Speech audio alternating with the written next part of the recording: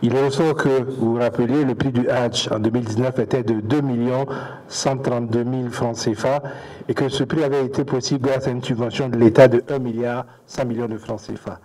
Le Hajj 2019 a vu 8 143 pèlerins partis du Burkina Faso et malheureusement durant ce Hajj nous avons perdu plutôt 6 personnes.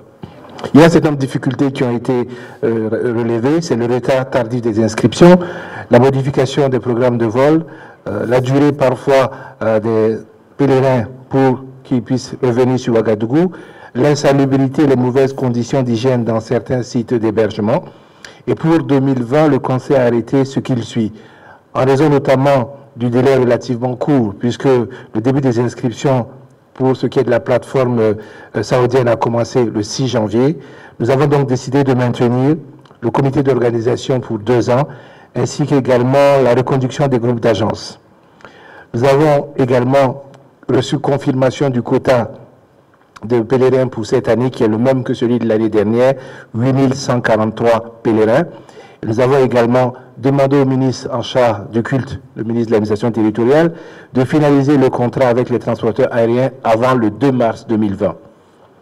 Au titre du ministère de la Sécurité, nous avons adopté un décret portant création, organisation et attribution, ainsi que fonctionnement de la brigade centrale de la lutte contre la cybercriminalité. La création de cette brigade était devenue une nécessité et elle vise à doter notre pays d'une structure à la pointe de la technologie avec un personnel technique performant et bien formé sur ces questions aujourd'hui de cybercriminalité. En rappel, lors des différentes interpellations de 2019, plus de 18 000 téléphones ont été saisis entre les mains des personnes arrêtées et plus de 3 000 ordinateurs ont été saisis. Il y a également beaucoup d'actes de cybercriminalité qui ont été posés, d'où la nécessité justement de prendre en compte cet aspect-là. Au titre du ministère de la Santé, je voudrais m'arrêter sur 2 rapports. Le premier est relatif à l'adoption du plan de préparation et de riposte à une éventuelle épidémie de méningite en 2020 au Burkina Faso.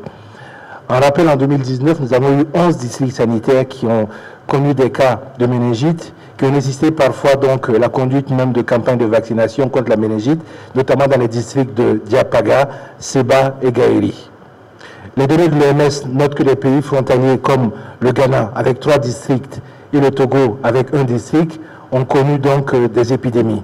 Le plan que nous avons adopté a un coût de 3 milliards 26 230 859 francs CFA et il prévoit en outre le renforcement de la surveillance épidémiologique, le prépositionnement des médicaments en vaccins et consommables, la prise en charge gratuite et précoce des cas selon les protocoles révisés, la vaccination réactive de masse gratuite en cas d'épidémie et le renforcement de la communication envers les populations.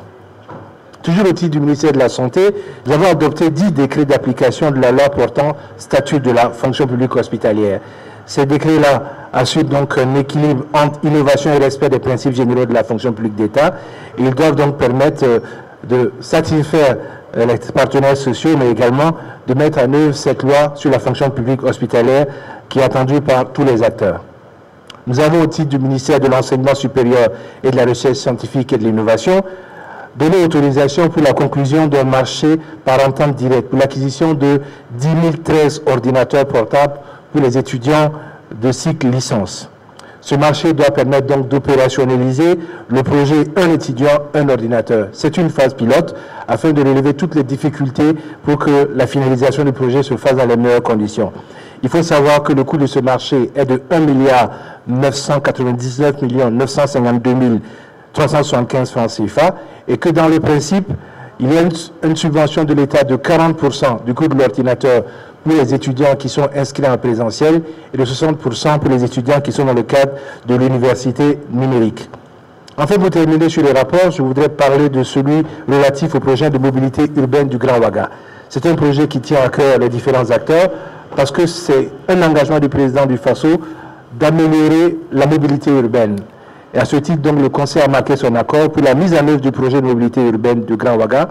Le Conseil a instruit les ministres sectoriels pour une finalisation des discussions relatives à leurs compétences respectives et pour une implication de la commune de Ouagadougou afin de préserver donc l'intercommunalité, élément essentiel à la réussite de ce projet. Au titre des communications générales, vous en avez eu quelques-unes. Certaines donc sont au fait de l'actualité dont aujourd'hui vous êtes en charge. Il s'agit donc de cet incident qui est intervenu donc au secteur 38 et qui a vu donc des élèves blessés. Il faut juste préciser qu'il s'agit d'un engin explosif artisanal, donc qui a été ramené par les élèves donc en classe. Et c'est l'occasion de rappeler donc aux acteurs que dans la situation où nous sommes, la nécessité de circonscrire l'information est très importante, tant au niveau donc de la communication, qu'elle soit faite donc par les réseaux sociaux, que dans notre communication au quotidien des événements, parce que ce qu'on a pu observer aujourd'hui est quand même symptomatique d'une psychose qui s'est installée et sur laquelle chacun d'entre nous doit être des éléments d'acteurs pour empêcher cette situation.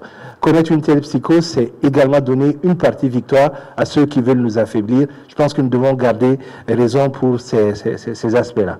Je voudrais m'arrêter sur une communication orale en particulier parce que c'est un enjeu important, c'est le coton. Le ministre du Commerce, de l'Industrie et de l'Artisanat donc a informé le Conseil de la tenue du deuxième salon donc international du coton et du textile qui va se tenir donc à Koudougou les 30 et 31 janvier 2020 sous le thème Production et transformation du coton, moteur d'industrialisation et de croissance pour les pays africains. Le CICOT est placé sous le très haut partenaire, son Excellence le président du Faso, et le parrainage du président de la Banque africaine du développement, qui sera donc à Koudougou pour ce salon. Il faut noter également qu'il y a une réunion ministérielle de l'initiative C4, à savoir le Mali, le Bénin, le Togo, le Tchad et le Burkina Faso. Ces 4 pays donc qui ont auteur de ce qu'on appelait l'initiative sectorielle en faveur du coton. Et cette rencontre ministérielle va se tenir du 27 au 29 janvier, toujours à Koudougou. Voilà pour ce que je voudrais apporter en résumé de ce compte rendu. Au titre donc de communication orale, je dois rappeler qu'en tant que ministre de la Communication, j'ai informé le Conseil des événements survenus au domicile du journaliste Ladji Bama. Le Conseil donc condamne toute atteinte aux biens et aux personnes et souhaite véritablement que la justice soit faite, la lumière soit faite rapidement sur cet incident. Le Conseil donc apporte son soutien à tous les journalistes qui participent donc à la maturation des opinions et à l'information des populations, en particulier donc son soutien donc aux journalistes